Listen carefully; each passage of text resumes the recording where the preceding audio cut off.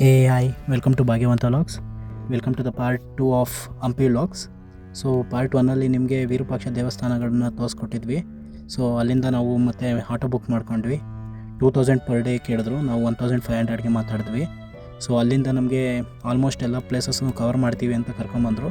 So first place Virupaksha ದೇವಸ್ಥಾನ ಆಗಿತ್ತು. ಅಲ್ಲಿಂದ ಮುಗಿಸ್ಕೊಂಡು ನಮಗೆ ಸೆಕೆಂಡ್ ಪ್ಲೇಸ್ ಅಂದ್ಬಿಟ್ಟು ಇಲ್ಲಿ ಕಡಲೆಕಾಳು ಗಣೇಶ ತೋರಿಸ್ತೀವಿ ಅಂತ ಕರ್ಕೊಂಬಂದಿದ್ದಾರೆ.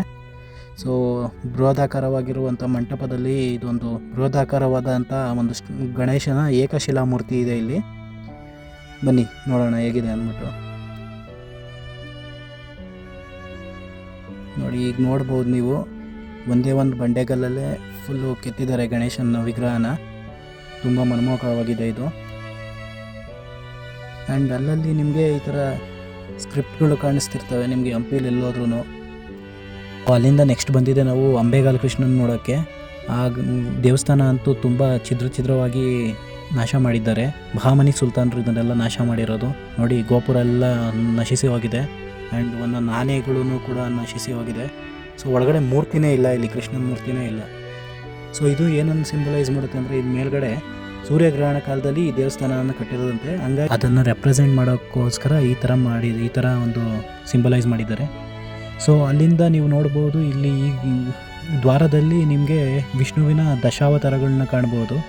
ವರಹ ರೂಪದಲ್ಲಾಗಲಿ ಹಾಗೂ ನರಸಿಂಹನ ಅವತಾರದಲ್ಲಾಗಲಿ, ಆಮೇಲೆ ವಾಮನ, ಇದನ್ನೆಲ್ಲ ನೋಡ್ಬೋದು. ಆ್ಯಂಡ್ ಈ ಮೀನು ಏನನ್ನು ಸೂಚಿಸುತ್ತೆ ಅಂದರೆ, ನೀರಿನ ಪ್ರದೇಶವನ್ನು ಈ ಮೀನು ಸೂಚಿಸುತ್ತಂತೆ. ಹಳೆಯ ಕಾಲದಲ್ಲಿ ಇದನ್ನೆಲ್ಲ ಈ ಥರ ಮಾಡ್ತಿದ್ರಂತೆ, ನೀರಿನ ಪ್ರದೇಶ ಅಂತ ಗೊತ್ತಾಗಲಿ ಅನ್ನೋ ಕಾರಣಕ್ಕೋಸ್ಕರ. ಅಲ್ಲಿ ಪುಷ್ಕರಣಿ ಇರುವ ಜಾಗವಾಗಿರೋದ್ರಿಂದ ಮೀನನ್ನು ಈ ಡೈರೆಕ್ಷನಲ್ಲಿ ತೋರಿಸಿದ್ದಾರೆ. ನೀರು ಬೇಕಾಗಿರೋರು ನೀರು ಇಲ್ಲಿ ಸಿಗುತ್ತದೆ ಅನ್ನೋ ಒಂದು ನಾಮಫಲಕದ ಥರ ಅದು. ಈಗೇನು ಈ ಮಂಟಪ ನೋಡ್ತಿದ್ದೀರೋ ಇದು ಸಂತೆ ಬೀದಿ ಅಂತ. ಎರಡು ಕಡೆ 1 ಕಿಲೋಮೀಟರ್ಗೂ ಹೆಚ್ಚು ಡಿಸ್ಟೆನ್ಸಲ್ಲಿ ಈ ಮಂಟಪಗಳನ್ನ ಕಟ್ಟಿಸಿದ್ದಾರೆ. ಸೊ ಅಲ್ಲಿಂದ ನೆಕ್ಸ್ಟು ಹೊರಟಿದೆ ನಾವು ಲಕ್ಷ್ಮೀ ನರಸಿಂಹನ ಮೂರ್ತಿ ನೋಡೋಕ್ಕೆ ಹಾಗೂ ಬಡವಿಲಿಂಗ ನೋಡೋದಕ್ಕೆ.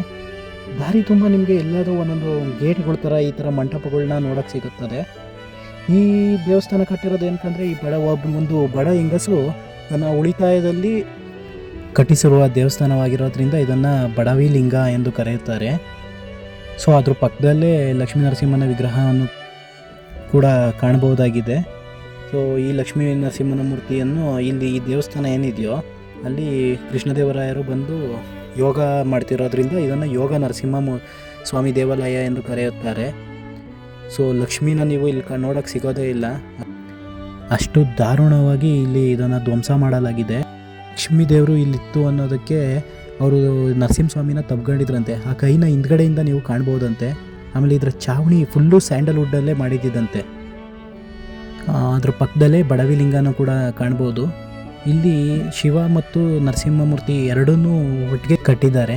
ಅದು ಏನನ್ನು ಸೂಚಿಸುತ್ತೆ ಅಂದರೆ, ಹರಿಹರ ಎರಡನ್ನೂ ನಾವು ಪೂಜೆ ಮಾಡ್ತೀವಿ ನಮ್ಮ ಸಂಸ್ಥಾನದಲ್ಲಿ ಅನ್ನೋದನ್ನು ಸೂಚಿಸುತ್ತೆ. ಇದೇ ಆ ಬಡವಿ ಒಂದು ಹೆಂಗಸು ಕಟ್ಟಿಸಿರುವಂಥ ಶಿವನ ವಿಗ್ರಹ. ಅಲ್ಲಿಂದ ನಾವು ನೆಕ್ಸ್ಟು ಅಂಡರ್ಗ್ರೌಂಡ್ ಶಿವ ಟೆಂಪಲ್ಗೆ ಬಂದ್ವಿ. ಇದು ಅಲ್ಲಿಂದ ಒಂದು ಅರ್ಧ ಕಿಲೋಮೀಟ್ರ್ ದೂರದಲ್ಲಿದೆ. ಸೊ ಇದೇ ಫಸ್ಟ್ ಟೆಂಪಲ್ ಅಂತೆ, ವಿಜಯನಗರ ಸಂಸ್ಥಾನದವರು ಕಟ್ಟಿರುವಂಥ ಮೊದಲನೆಯ ದೇವಸ್ಥಾನವಂತೆ ಇದು. ಸೊ ಇದಾದಮೇಲೆ ಎಲ್ಲನೂ ಕಟ್ಕೊಂಡೋಗಿದ್ದಾರೆ. ಇದು ತುಂಬ ಹಳೆಯ ದೇವಸ್ಥಾನವಾಗಿರೋದ್ರಿಂದ ಮಣ್ಣಲ್ಲಿ ಮುಚ್ಚೋಗಿತ್ತಂತೆ.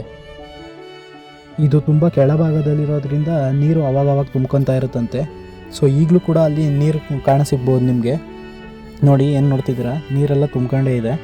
ಸೊ ನಂದಿ ನೋಡ್ಬೋದು ಇಲ್ಲಿ. ದೂರದಲ್ಲಿ ಶಿವನೂ ಕೂಡ ಕಾಣಿಸುತ್ತೆ, ಕ್ಯಾಮ್ರಾದಲ್ಲಿ ಕಾಣಿಸ್ತಿಲ್ಲ ಅದು. ಸೊ ಅಲ್ಲಿಂದ ನಾವು ಲೋಟಸ್ ಮಹಲ್ ನೋಡೋಣ ಅಂತ ಬಂದ್ವಿ. ಇಲ್ಲಿ ಮತ್ತೆ ಎಂಟ್ರಿ ಟಿಕೆಟ್ ತೊಗೋಬೇಕಾಗತ್ತೆ. ಸೊ ಇಲ್ಲಿ ನೀವು ಲೋಟಸ್ ಮಹಲ್ ಹಾಗೂ ಹಲವಾರು ಚಿಕ್ಕ ಮಾನ್ಯುಮೆಂಟ್ಸ್ ಇದೆ ಇಲ್ಲಿ ಒಳಗಡೆ. ಲೋಟಸ್ ಮಹಲ್ ಇದೆ ನೋಡಿ, ತನನಂ ಎಂಬ ಒಂದು ಸಾಂಗ್ ಇದೆಯಲ್ಲ ರಮ್ಯಾ ಅವ್ರದ್ದು, ಅವೆಲ್ಲ ಫುಲ್ ಇಲ್ಲೇ ಶೂಟ್ ಮಾಡಿರೋದು ನೋಡಿ. ಸೊ ಈಗೇನು ನೋಡ್ತಿದ್ರೆ, ಇದು ಎಲಿಫೆಂಟ್ ಸ್ಟೇಬಲ್ಸ್ ಅಂತ, ಆನೆಗಳನ್ನ ಕಟ್ಟಾಕೋವಂಥ ಸ್ಥಳವಾಗಿದ್ದು. ಸೊ ಆನೆಗಳನ್ನ ಕಟ್ಟಾಕೋದಕ್ಕೆ ಎಷ್ಟು ದೊಡ್ಡ ಜಾಗ ಬೇಕೋ ಅಷ್ಟು ದೊಡ್ಡ ಜಾಗ ಇದೆ ಇಲ್ಲಿ. ಎಷ್ಟು ಬೃಹದಾಕಾರವಾಗಿರಬೇಕೋ ಅಷ್ಟು ಬೃಹದಾಕಾರವಾಗಿದೆ ನೋಡಿ. ಎಲ್ಲ ಕಲ್ಲರ್ ಕಟ್ಟಿದ್ದಾರೆ. ಮೇಲ್ಗಡೆ ನೋಡ್ತಿದ್ದೀರ ನೋಡಿ, ಎಷ್ಟು ದೊಡ್ಡದಾಗಿದೆ ಅಂದರೆ ಅಷ್ಟು ದೊಡ್ಡದಾಗಿದೆ. ಇದು ತುಂಬ ಚೆನ್ನಾಗಿದೆ. ಆನೆ ಕಟ್ಟೋದಕ್ಕೆ ಇಷ್ಟೊಂದು ದೊಡ್ಡ ಮಾನ್ಯುಮೆಂಟ್ಸ್ ಮಾಡಿದ್ದಾರೆ ಅಂದರೆ ತುಂಬ ಒಂದು ಮೆಚ್ಚೋ ಸಂಗತಿ ಇದು. ನೋಡಿ ಎಷ್ಟು ಚೆನ್ನಾಗಿದೆ ಇದು ನೋಡಿ, ತುಂಬ ಇಷ್ಟ ಆಯ್ತು ನಮಗಿದು ಎಲಿಫೆಂಟ್ ಸ್ಟೇಬಲ್ಸ್ ಅಂತೂ. ಸೊ ಇಲ್ಲಿ ನೋಡ್ಬೋದು ಈ ಗೋಪುರ ಕೂಡ ಧ್ವಂಸ ಆಗಿದೆ, ಇದನ್ನೆಲ್ಲ ಕೆನಾನ್ ಯೂಸ್ ಮಾಡಿ ಧ್ವಂಸ ಮಾಡಿರೋದು. ಸೊ ಅಲ್ಲಿಂದ ನೆಕ್ಸ್ಟ್ ಬಂದಿದೆ ನಾವು ರಾಜರ ಅರಮನೆಗೆ. ಸೊ ಇದು ಅರಮನೆ ಏನು ಉಳಿದಿಲ್ಲ ಇವಾಗ, ಬರೀ ಅದ್ರ ಫೌಂಡೇಶನ್ ಅಂತ ಏನು ಕರಿತೀವೋ ಅದು ಮಾತ್ರ ಇದೆ. ಸೊ ಇಲ್ಲಿ ಇವತ್ತು ಸೀಕ್ರೆಟ್ ಚೇಂಬರ್ ಒಂದಿದೆ, ನೋಡೋಣ ಬನ್ನಿ ಹೇಗಿದೆ ಅದು ಅಂತ. ಮೆಟ್ಲುಗಳು ಕೊಟ್ಟಿದ್ದಾರೆ ಕೆಳಗಡೆ ಇಳಿಯೋದಕ್ಕೆ, ಮೆಟ್ಲು ಹಿಡ್ಕೊಂಡು ಹೋಗ್ಬೇಕು ನಾವು. ಮೊದಲೆಲ್ಲ ರಾಜರು ಆಡಳಿತದ ಬಗ್ಗೆ ಏನಾದರೂ ಒಂದು ಗುಪ್ತಚರ ಇಲಾಖೆ ಅವ್ರಿಗೆ ಏನಾದರೂ ತಿಳಿಸ್ಬೇಕು ಅಂದರೆ ಅವರು ಇದ್ರ ಒಳಗಡೆ ಹೋಗಿ ಮೀನ್ಸ್ ಏನು ಡಿಸ್ಕಷನ್ ರೂಮ್ ಥರ ಒಂದು ಟೇಬಲ್ ಕಾನ್ಫರೆನ್ಸ್ ಥರ ಆ ಥರ ಹೇಳ್ಬೋದು ಇದನ್ನು. ಸೊ ಇದ್ರ ಒಳಗಡೆ ರಾಜರು ಮೀನ್ಸ್ ಏನಾದ್ರು ಸೀಕ್ರೆಟ್ ಮಾತಾಡೋಕ್ಕಂತಲೇ ಇದ್ದಿದ್ದಂಥ ಪ್ಲೇಸ್ ಅಂತೆ ಇದು. ಸೊ ಇಲ್ಲಿ ಬೇರೆ ಯಾರಿಗೂ ಅಲೋ ಇರಲಿಲ್ವಂತೆ, ರಾಜರು, ಮಂತ್ರಿ ಹಾಗೂ ಗುಪ್ತಚರ ಇಲಾಖೆ ಅವ್ರು ಮಾತ್ರ ಪ್ರವೇಶ ಇತ್ತಂತೆ ಇದರಲ್ಲಿ. ಸೊ ಇದರಲ್ಲಿ ನೋಡಿ ಫುಲ್ ಕತ್ಲಿದೆ, ಏನು ಕಾಣಿಸೋದಿಲ್ಲ ನಿಮಗೆ, ಫುಲ್ ಡೌನಲ್ಲಿ ನೋಡಿ.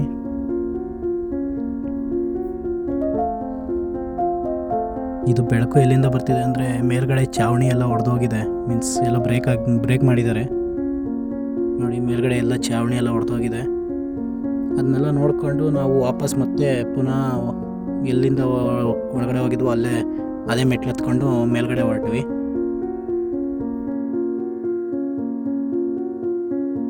ಇವಾಗ ಏನು ನೋಡ್ತಿದ್ದೀರಾ, ಇದು ಬಂದು ಮಹಾನವಮಿ ದಿಬ್ಬ ಅಂತ.